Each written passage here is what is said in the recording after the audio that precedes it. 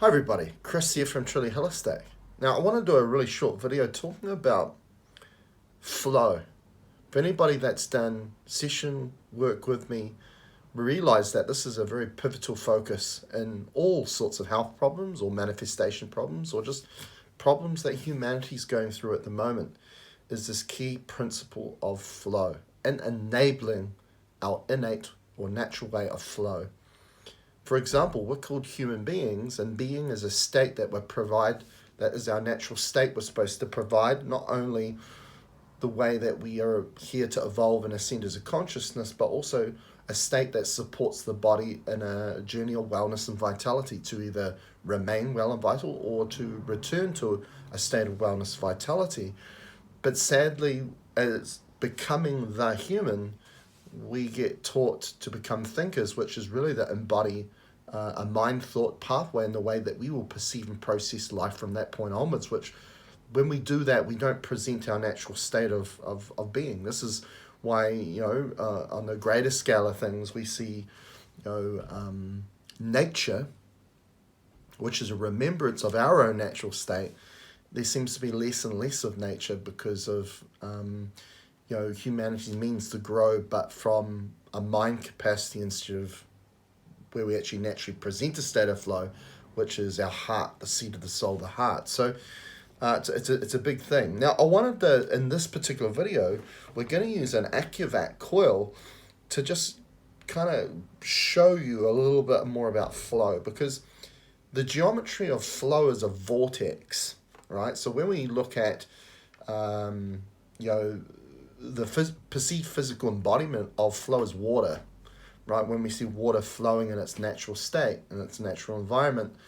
And as water moves, like anything though, when you see a flame and the flames are going up, the vortexing, everything vortexes, which really presents, all these symbols that we get from that, such as like a spiral.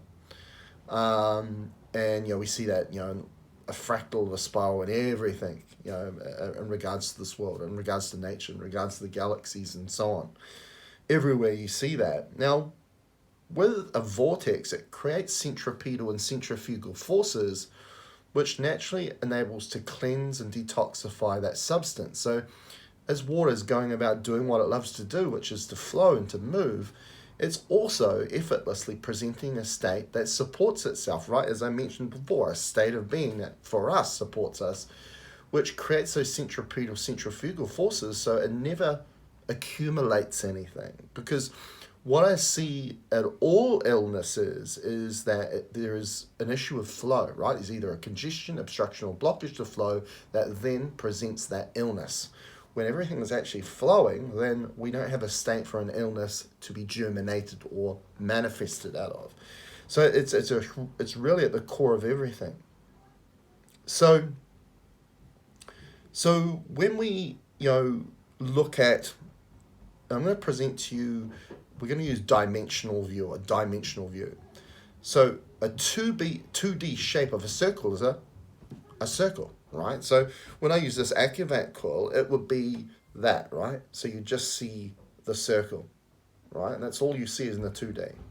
Okay, so what you can see is a loop, right? Now, 3D, right, is when a circle becomes a sphere, right? Because it's not just based on that, there's a bit of depth to that shape, right? Now, as we go further from 2D, 3D, and we go into 4D, 5D, 6D, and so on and more, we will get more of that, right? So it's not just the circle, it's just not the sphere, but it's actually a loop, but it moves, right? So as you can see, it's not just looping and staying put.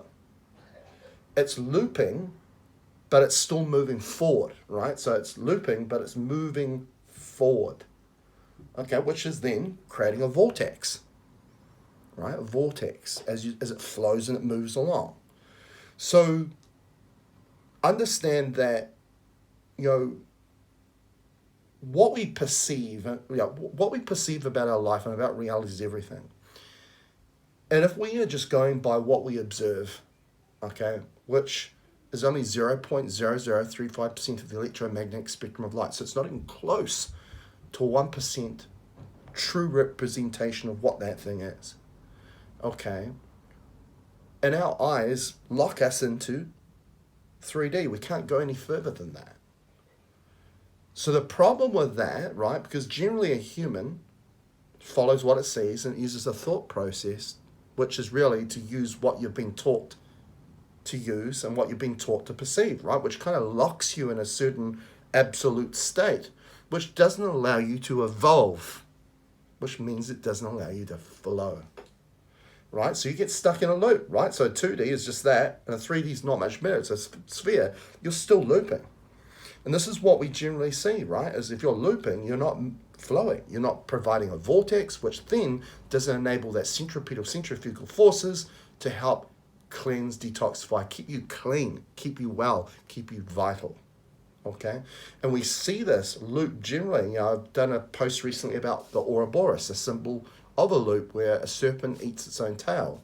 Now, this is an old symbol that, you know, is a symbol for reincarnation. You could also use it for karma, right? What people reference as karma. The same experience coming up over and over and over again until you learn the lesson of it. Because really at the core of karma, it's something positive because it's a lesson.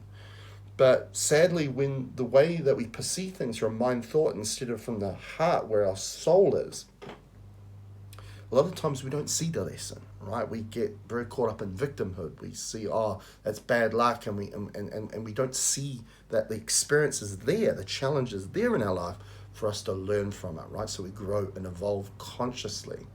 Okay, so that's a loop, isn't it, right? For just reoccurring experience, that's a loop. But also reincarnation is a reoccurring loop as well, right?